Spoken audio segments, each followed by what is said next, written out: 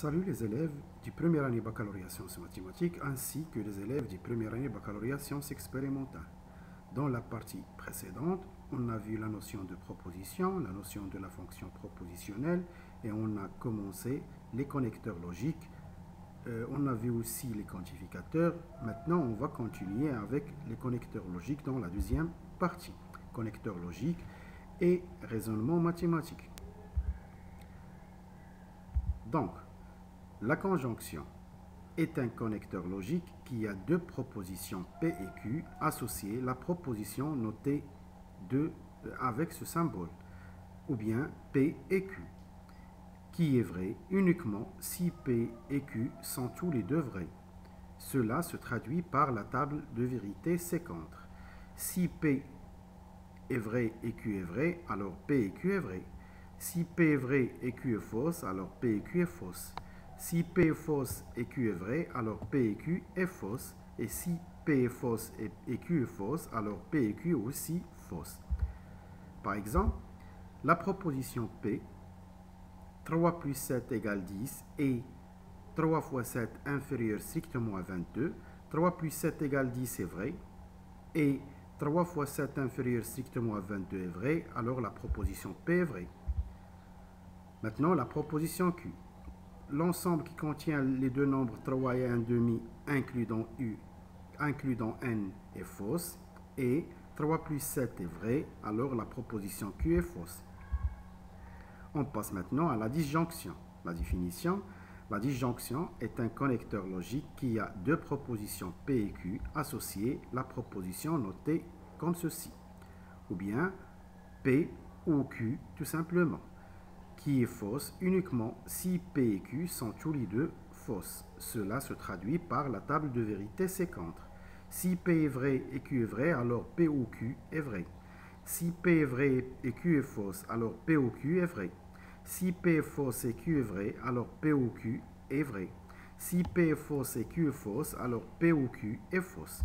Par exemple, la proposition P, 3 plus 7 est différente à 10, qui est fausse, ou 3 fois 7 supérieur strictement à 22, elle est aussi fausse, alors la proposition P est fausse. La proposition Q, l'ensemble qui contient les deux nombres 3 et 1/2 inclus dans n est fausse, ou 3 plus 7 égale 10 est vrai, alors la proposition Q est vraie. On passe maintenant à l'implication. On va commencer par une activité. P et Q étant deux propositions données, on veut dresser la table de vérité de non P ou Q. Alors, on commence. On cherche maintenant, on cherche tout d'abord la négation de P. Si P est vrai, alors non P est fausse. Si P est vrai, non P est fausse. Et si P est fausse, alors non P est vrai. Maintenant, non P ou Q.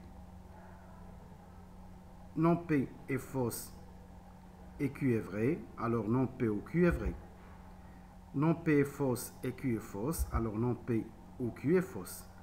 Non P est vrai et Q est vrai, alors non P ou Q est vrai. Non P est vrai et Q est fausse, alors non P ou Q est vrai. Donc, la proposition non P ou Q est appelée implication de P et Q et on va la noter comme ceci. C'est le symbole de l'implication. Donc, au lieu P implique Q, c'est exactement non P ou Q. On va lire P implique Q ou bien si P, alors Q. D'après la table de vérité de l'implication, on veut établir dans l'activité précédente la proposition P implique Q. La proposition P implique Q n'est fausse que dans le seul cas où P est vrai et Q est fausse. Donc, l'implication, elle est fausse dans un seul cas, lorsque P est vrai et Q est fausse, comme on a déjà dit. Maintenant, on veut déterminer la valeur de vérité de chacune des propositions suivantes. 20 est un multiple de 5 qui est vrai, implique 13 inférieur strictement à 15 qui est aussi vrai, alors l'implication est vraie. 20 est un multiple de 5 est vrai, implique 13 est supérieur strictement à 15 qui est fausse, alors l'implication Q est fausse. Aujourd'hui, c'est dimanche, c'est faux, implique on a cours, qui est faux, donc l'implication est vraie. Si P est vrai, alors toujours P implique, si P est fausse, alors toujours P implique Q est vrai. Aujourd'hui, ce dimanche est faux, implique on n'a pas cours est aussi vrai, parce que P implique Q est toujours vrai lorsque P est vrai. Maintenant, on veut montrer à l'aide d'une table de vérité que l'implication n'est pas commutative, c'est-à-dire P implique Q et Q implique P n'ont pas toujours la même valeur de vérité. Donc, on veut Q implique P. Lorsque Q est vrai et P est vrai, alors Q implique P est vrai. Lorsque Q est fausse, quelle que soit la valeur de vérité de P, alors Q implique P est vrai. Lorsque Q est vrai et P est fausse, alors l'implication Q implique P est fausse. Lorsque Q est fausse, quelle que soit la valeur de vérité de P, on a Q implique P est vrai. Donc, selon ce tableau, on constate que P implique Q et Q implique P n'ont pas toujours la même valeur de vérité. Q implique P s'appelle l'implication réciproque de P implique Q. On passe maintenant à la quatrième question. P et Q étant deux propositions données, on veut montrer que les implications P implique Q et non Q implique non P ont la même valeur de vérité, c'est-à-dire c'est la même chose. Bien sûr, on a mis ici la table de vérité de P implique Q et on va chercher la table de vérité de non Q implique non P. Bien sûr, si P est vrai, non P est fausse, et si P est fausse, non P est vrai. Et si Q est vrai, non Q est fausse, et si Q est fausse, non Q est vrai. Maintenant, non Q implique non P. Dans le premier cas, non Q est fausse, donc quelle que soit la valeur de vérité de non P, alors non Q implique non P est vrai. Dans la deuxième ligne, non Q est vrai et non P est fausse, alors l'implication est fausse. La troisième, non Q est fausse, donc quelle que soit la valeur de vérité de non P, elle est vraie. Non Q est vrai et non P est vrai, alors l'implication est vraie. Donc ici, selon cette table de vérité, on constate que P implique Q et non Q implique non P, ils ont la même valeur de vérité. Donc si on a besoin de montrer que P implique Q et on n'arrive pas à montrer cela, il suffit de montrer que non Q implique non P, c'est exactement la même chose. Ici, comme vous voyez ici, ils ont la même valeur de vérité. L'implication non Q implique non P est appelée la contraposée de P implique Q et ils ont la même valeur de vérité. Maintenant, on passe à la définition de l'implication. L'implication est un connecteur logique qui a deux propositions P et Q associées à la proposition P implique Q et dont la valeur de vérité est celle de la proposition non P ou Q. On lit P implique Q, ou bien si P alors Q, et elle est définie par la table de vérité ci-contre. P implique Q est fausse dans un seul cas, lorsque P est vrai et Q est fausse. L'implication Q implique P est appelée la réciproque de P implique Q. L'implication n'est pas commutative, c'est-à-dire ils n'ont pas la même valeur de vérité. L'implication non Q implique non P est appelée la contraposée de P implique Q. Et ici, ils ont la même valeur de vérité. On passe maintenant à l'équivalence. Une activité, on veut donner la valeur de vérité de la conjonction P implique Q et Q implique P. Ici, on admet déjà la valeur de vérité de P implique Q et Q implique P. Il suffit de passer à P implique Q et Q implique P. Donc, dans le premier cas, P implique Q est vrai, Q implique P est vrai, alors P implique Q et Q implique P est vrai. P implique Q est fausse, Q implique P est vrai, alors P implique Q et Q implique P est fausse. P implique P est vrai, Q implique P est fausse, alors P implique Q et Q implique P est fausse. P implique P est vrai et Q implique P est vrai, alors P implique P et Q implique P est vrai. Donc, ici, on constate que P implique Q et Q implique P, il est vrai lorsque P est vrai et lorsque P et Q sont tous les deux vrais ou bien sont tous les deux fausses. Alors, si P et Q ils ont la même valeur de vérité, alors P implique Q et Q implique P, il est vrai. Ici, ils ont P implique Q et P et Q ils ont une valeur de vérité différente, alors P implique Q et Q implique P, elle est fausse. La proposition P implique Q et Q implique P est appelée équivalence de P et Q et on va la noter par le symbole suivant. On va lire P équivalent à Q, ou bien P équivaut à Q, ou bien P si seulement si Q. L'équivalence de deux propositions P et Q, qu'on va la noter par ce symbole, et dont la valeur de vérité est celle de la proposition P implique Q et Q implique P, on va lire P équivalent à Q, ou bien P équivaut à Q, ou aussi P ici seulement si, P ici seulement si Q, elle est définie par la table de vérité séquente. C'est-à-dire tout simplement, si P et Q ils ont la même valeur de vérité, l'équivalence de P entre P et Q est vraie si P et Q ils ont la même valeur de vérité, sinon elle est fausse. Un exemple, si on prend la proposition P, 8 au carré plus 6 au carré égale 7 au carré, c'est une proposition fausse. 6 supérieur strictement à 18, c'est aussi une proposition fausse, alors l'équivalence P est vraie.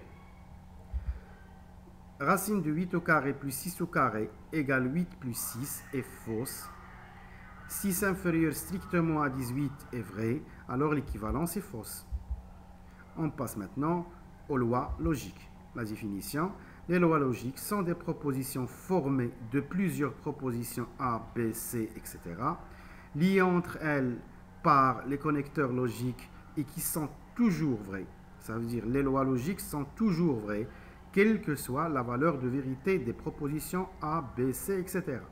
Donc, une loi logique, c'est une proposition formée de plusieurs propositions, et quelle que soit la valeur de vérité de ces propositions, alors les lois logiques est vraie.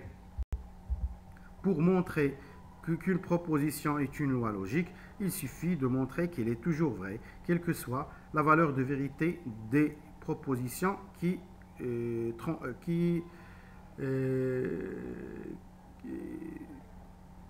des propositions de cette loi logique.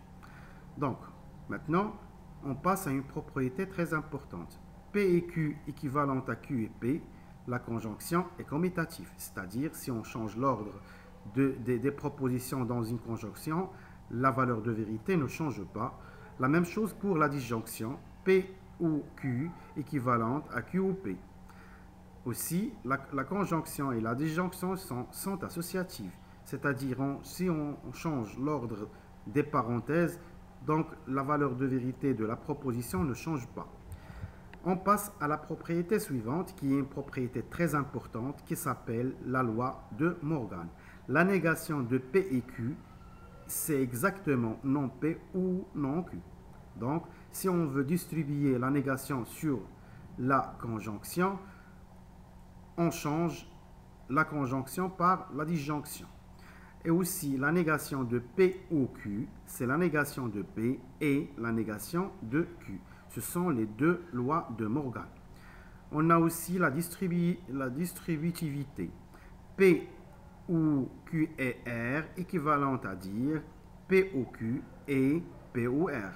La même chose, P ou Q ou R, c'est exactement P et Q ou P et R. Donc la distributivité est garantie, c'est comme la distributivité du produit sur la somme. Maintenant, on va commencer les raisonnements mathématiques et on va commencer par le raisonnement par équivalence successive. La propriété, soit P, Q, R, trois propositions, on a P équivalent à R et R équivalent à Q implique P équivalent à Q.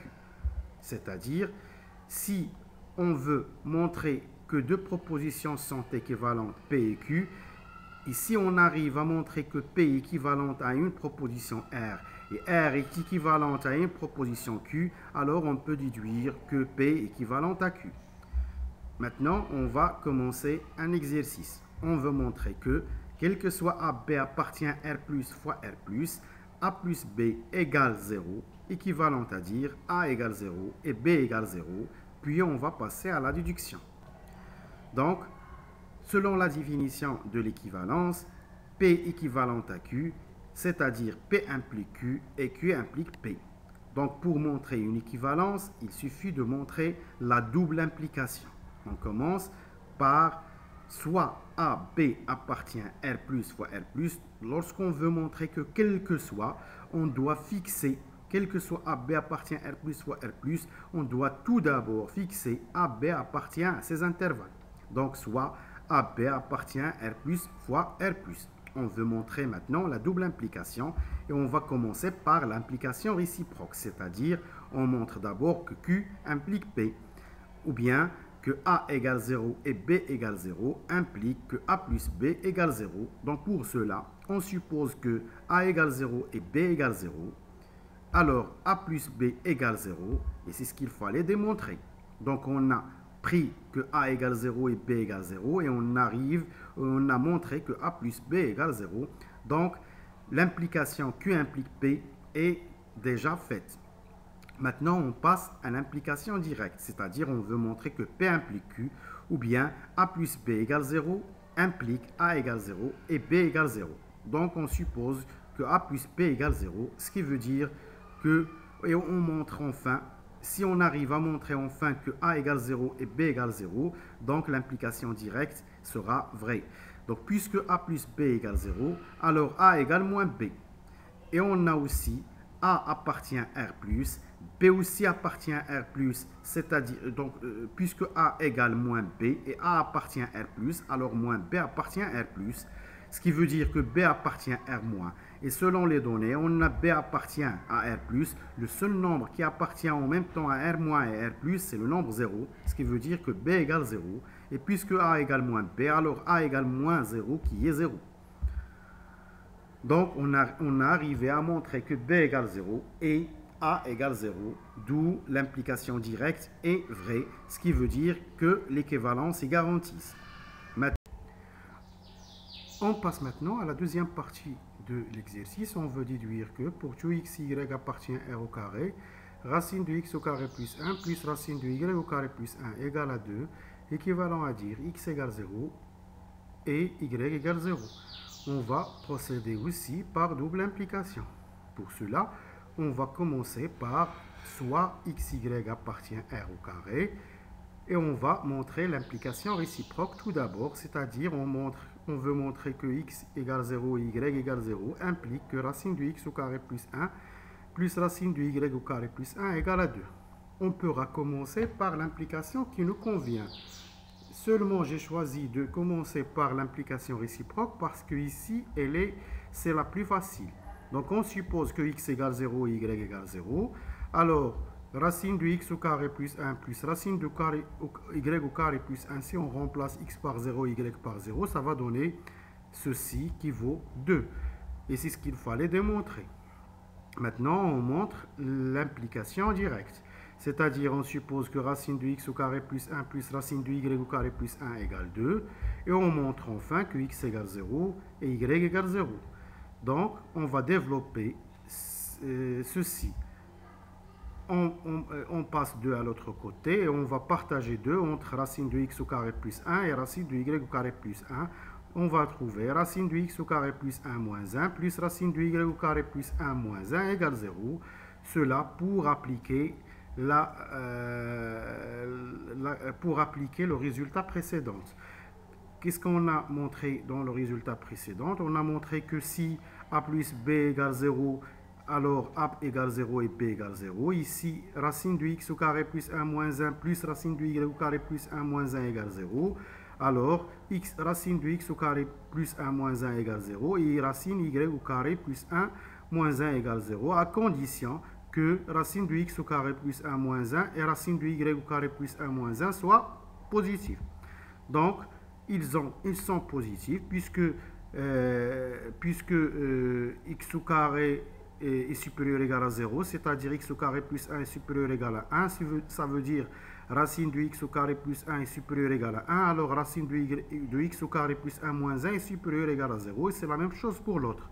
Donc, on pourra appliquer le résultat précédent.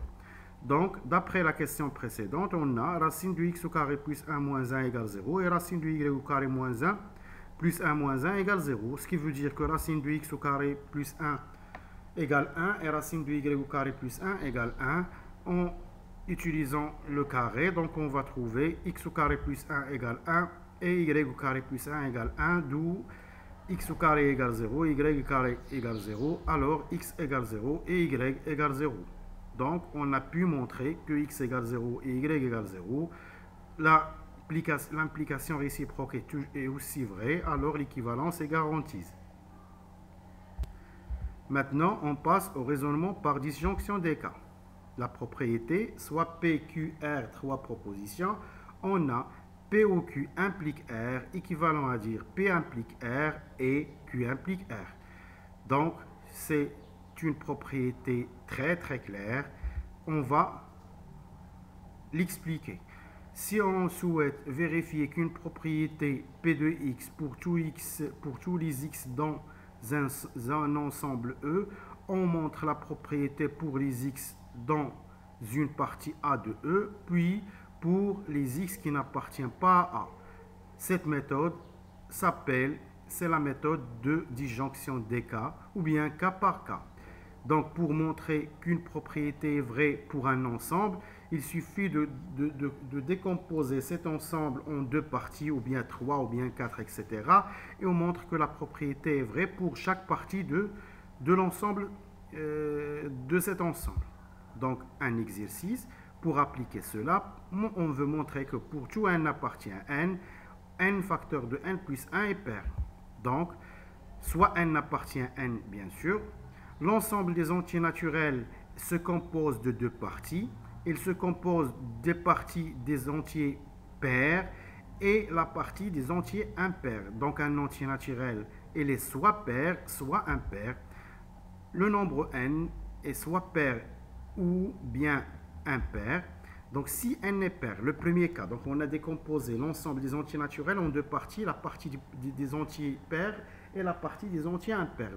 On va montrer cette propriété pour la première partie, ça veut dire la partie des nombres pairs. Donc si n est pair, selon la définition de la parité, alors il existe k appartient à n tel que n égale 2k. C'est une propriété, c'est la définition vu en tronc commun. On va vérifier maintenant est-ce que n facteur de n plus 1 est pair. Donc on calcule n facteur de n plus 1 en remplaçant n par 2k. On va trouver 2k facteur de 2k plus 1, ce qui fait que n facteur de n plus 1 est pair. Donc on a montré que n facteur de n plus 1 est pair dans le cas où n est pair. Il suffit de trouver 2 fois un entier pour garantir qu'elle est pair. Maintenant, le deuxième cas, si n est impair, alors il existe k appartient à n tel que n égale 2k plus 1. On calcule maintenant n facteur de n plus 1 en remplaçant n par 2k plus 1. On va trouver 2k plus 1 facteur de 2k plus 2. Il y a un facteur commun en 2k plus 2 qui est 2. On factorise par 2. On va trouver 2 facteurs de 2k plus 1 facteur de k plus 1. On a pu calculer n facteur de n plus 1 et on l'a mis en fonction de égal à 2 facteurs fois un entier naturel, ce qui veut dire que n facteur de n plus 1 est pair. Donc dans les deux cas, n facteur de n plus 1 est pair, alors la conclusion pour tout n appartient à n facteur de n plus 1 est pair. Maintenant, on passe au raisonnement par l'absurde. La propriété, soit P et Q, deux propositions, on a non P implique Q et non P implique non Q implique P. On va expliquer cela.